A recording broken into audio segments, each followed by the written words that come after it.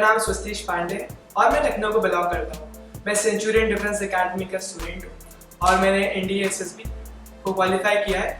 तो मैं आपको बताऊंगा, मेरी एसएसबी 2 अप्रैल को थी और कोविड की वजह से वो पोस्टपोन हो गई थी। उसके बाद वो 19 जुलाई को प्लान हुई। तो पहले मैं आपको बताना चाहूँगा अपने कुछ अचीवमेंट्स के बारे में। मैंने फुटबॉल डिस्ट्रिक्ट लेवल तक खेला हुआ है और एथलेटिक्स में मैंने स्टेट रिप्रेजेंट किया है। साथ ही साथ बैकपाइप बैंड और ब्रास बैंड में मैंने 5 टाइम्स परफॉर्मेंस दी है रिपब्लिक डे परेड विधानसभा के सामने और इंटरनेशनल चीफ जस्टिस कॉन्फ्रेंस में भी पार्टिसिपेट किया है। अब मैं आपको बताऊंगा मैं एनडीए क्यों ज्वाइन करना चाहता था। ढेर सारी हॉबीज है जो मुझे बहुत ही पसंद थी, बहुत ही पसंद है और बहुत ही पसंद रहेंगी, जिन्होंने मुझे मोटिवेट किया, मुझे ऐसा कॉम्बाइन किया कि मैं एनडीए के लिए एस्पायर करूँ। पहले मैं बताऊंगा फुटबॉल के बारे में।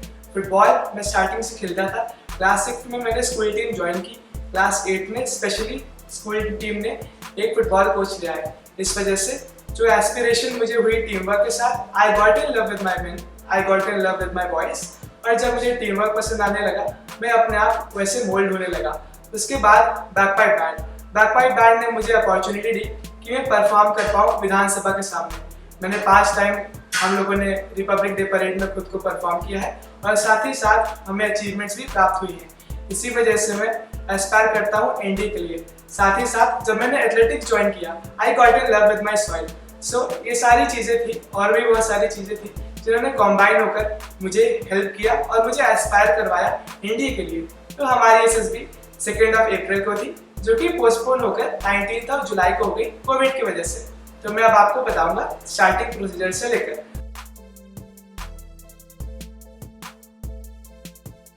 तो पहले तो नॉर्मल केसेस में क्या होता है, हम लोगों को रेलवे स्टेशन पर कॉन्वॉय ट्रक लेना आता है, पर इस बार ऐसा नहीं हुआ क्योंकि कोविड था। इसलिए मैं लाल घाटी का एक गेट था, गेट नंबर 4, जहाँ पर हमें रिपोर्ट करना था।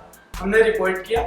वहाँ पर फ्रेशर्स को, रिपीटर्स को, इनको अलग किया गया और हमें कहा गया कि हम अपने फेस शील्ड्स पहने रहें, हम मास्क पहने रहें, ग्लव्स पहने रहें और सोशल डिस्टेंसिंग बनाए रखें। ये थोड़ा सा नया था और इसलिए और एंथुजियाज्म क्रिएट कर रहा था। जैसे जैसे हम आगे बढ़े, हमारे सामान हमारा लगेज कॉन्वॉय ट्रक में लोड किया गया और हम लोगों को एसएसबी भोपाल पे पहुंचा दिया गया। उस वक्त मुझे पता चला कि मुझे 20 एसएसबी भोपाल अलॉट हुआ था और मैं जब गया तब टोटल 52 रिपोर्टेड थे आउट ऑफ 64 जिन्हें की रिपोर्ट करना था। जब हम लोग गए तो उन्होंने 52 का सिर्फ 14 स्क्रीन किए। तो पहला ग्रुप हमारा ही था, 1 to 9 चेस्ट नंबर का ग्रुप, और मैं बिल्कुल बीच में बैठा हुआ था। तो हमें सेंचुरियन में बताया गया था कि अटेम्प्ट करना है कि असिस्टेंट्स को ना दिखे। तो जब मैं बीच में बैठा हुआ था नंबर 5 पर, तब बहुत ही ज़्यादा ये डिमांडिंग था कि मैं असिस्टेंट्स को ना देखूं क्योंकि वो मेरे सामने ही थे। हालांकि मैंने किया और असिस्टेंट्स को मैंने नहीं देखा। ग्रुप डिस्कशन में मैंने बहुत एंथुसियास्टिकली पार्टिसिपेट किया। फाइनल स्टोरी भी दी। मैंने ग्रुप डिस्कशन में 9+ टाइम्स बोला और मैं शुरू करता हूँ OIR टेस्ट से। हमें OIR टेस्ट बुकलेट नंबर 52 और बुकलेट नंबर 74 मिले थे। क्योंकि यहाँ रेगुलर प्रैक्टिस होती थी OIR की, इसलिए मैं 95+ आउट ऑफ 100 परफॉर्म कर पाया। मैं सेटिस्फाइड था, खुश था। जब हम लोग को फोटो दिखाई गई, तब वो ऐसी फोटो थी जिसमें 2 बंदे तैर रहे थे। मुझे पता था कि 95% लोग इसे प्रॉब्लम की तरह सेंस करेंगे और एक बंदे को डुबाएंगे। मैंने ये सिंपल स्टोरी बनाई, इसमें ये लोग इंटर स्कूल स्विमिंग कंपटीशन के बारे में प्रिपेयर कर रहे थे और इसी वजह से मेरी स्टोरी पॉजिटिव थी और इंटरव्यूअर, साइकोलॉजिस्ट, जीटीओ तीनों को पसंद आई थी। साथ ही साथ क्योंकि यहाँ टाइम प्रैक्टिस होती थी, इसलिए मैंने स्टोरी को बहुत ही कम टाइम में खत्म कर दिया था, वो भी 100+ वर्ड्स के साथ। जब वहाँ पर हम लोग डिस्कस करने गए तो मैंने 9+ टाइम्स बोला था जीटी में और साथ ही साथ फाइनल स्टोरी भी मैंने दी थी। मैंने ग्रुप को वॉश आउट होने से बचाया था क्योंकि काफ़ी एक स्ट्रेंज स्टोरी वो लोग फॉर्म कर रहे थे। फाइनली ग्रुप डिस्कशन बहुत अच्छा हुआ था और जीटीओ ने हमें काफ़ी अप्रिशिएट भी किया था इसी बात के लिए। जब मैंने हॉल छोड़ा तो मैं कॉन्फिडेंट था कि मैं स्क्रीनिंग हो जाऊंगा। स्क्रीनिंग के वक्त मेरा चेस्ट नंबर 5 था। हमें वेट करना पड़ा लगभग 3 घंटे, जब तक बाकी जो एसएसबीज थी, बाकी जो ग्रुप थे, उनका खत्म हो जाता स्क्रीनिंग प्रोसीजर और उसके बाद हमें बताया गया कि हम स्क्रीनिंग हुए कि नहीं। मेरे ग्रुप से टोटल सिर्फ 2 ही स्क्रीनिंग हुए थे, एक मैं जो कि चेस्ट नंबर 5 था और एक 1 चेस्ट नंबर 1। तो ये हमारा फर्स्ट डे का एक्सपीरियंस था।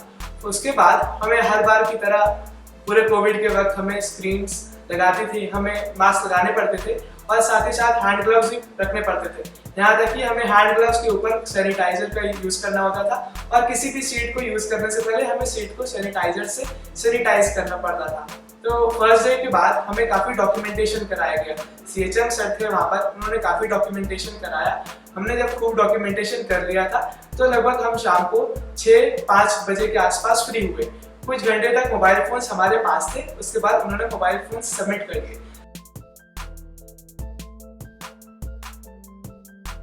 सेकेंड डे का प्रोसीजर के लिए मैं बहुत ही कूल था, क्योंकि यहाँ साइकोलॉजिकल टेस्टिंग प्रैक्टिस इतनी ज़्यादा हुई थी कि मुझे पता था मुझे फाइनली अपने ही लेन में दौड़ना है, मुझे अपने ही लेन में परफॉर्म करना है। इस वजह से मैं कूल था, क्योंकि कोई भी कॉम्पिटिटिव वर्क हमें नहीं करना था।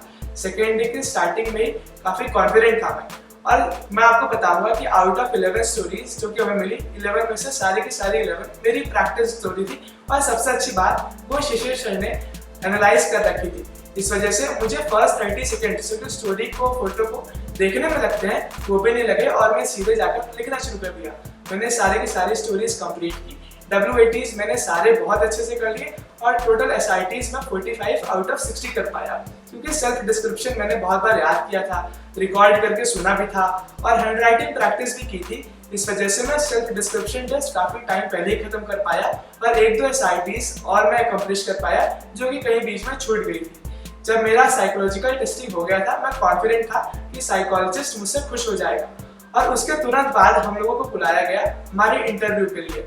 मैं तीसरा बंदा था जिसका उस दिन इंटरव्यू होने वाला था। लकीली हमें टाइम मिल गया रूम में वापस रिपोर्ट करने का और बात लेकर फॉर्मल्स में वापस आने का। तो मैं गया, फ्रेशन अप हुआ और पूरे कूल माइंड के साथ मैं इंटरव्यू के लिए आया। इंटरव्यू एक्सपीरियंस बहुत अच्छा था। मेरे इंटरव्यूअर ने मुझसे जनरल नॉलेज से ज़्यादा क्वेश्चंस मेरे मैथमेटिक्स के पूछे थे। वो भी शायद इस वजह से भी क्योंकि मेरे 98 प्लस थे मैथमेटिक्स में, बोर्ड्स में, और इस वजह से मैं सारे क्वेश्चंस आंसर कर पाया था। साथ ही साथ जनरल CI की क्वेश्चंस या फिर रैपिड फायर क्वेश्चंस यहाँ बताए गए थे, कौन कौन से होते हैं और किस ऑर्डर में पूछे जाते हैं। इसलिए एक सिंपल मेमोराइज कर रखा था मैंने ऑर्डर, जो कि मैं वहाँ जाकर रिप्रोड्यूस कर पाया और रेसिप्रोकेट कर पाया जब उसने मुझसे सारे क्वेश्चंस लाइन से पूछे। मैं क्वेश्चंस मैंने लाइन से आंसर दे दिए और मेरा इंटरव्यू एक्सपीरियंस खूब अच्छा हुआ। कई क्वेश्चंस जैसे कि tell me 5 of your weaknesses या फिर आपके दोस्तों में ऐसा क्या है जो कि आप में नहीं, ऐसे क्वेश्चंस को हमने रिहर्स कर रखा था। ऐसे केस में बहुत ही कॉन्फिडेंटली मैंने अपने इंटरव्यू को फेस किया और मैं काफ़ी कॉन्फिडेंट था इंटरव्यू के लिए भी।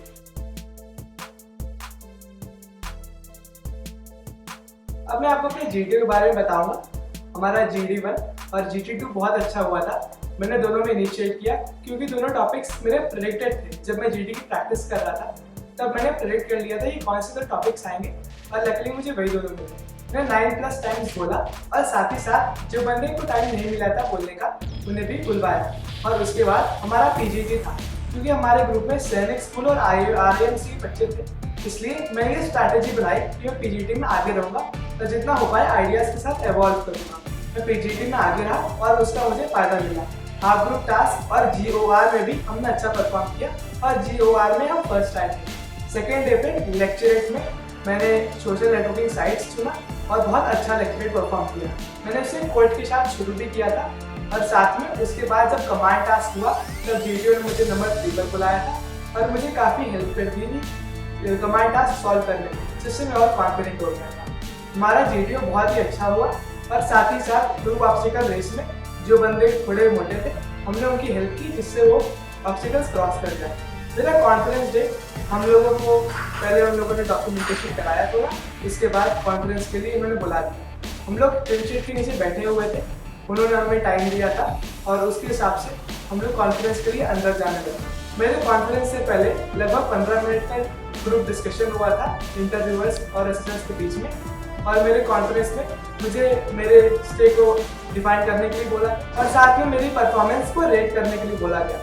मैंने अपनी परफॉर्मेंस को रेट कर दिया जैसा कि मुझे लगा, और जब उन्होंने उसका रीज़न पूछा मैंने रीज़न भी दे दिया। उसके बाद उन्होंने मुझे लीव करने को कहा और लगभग 3 घंटे बाद उन्होंने रिकमेंड कर दिया। Thank you.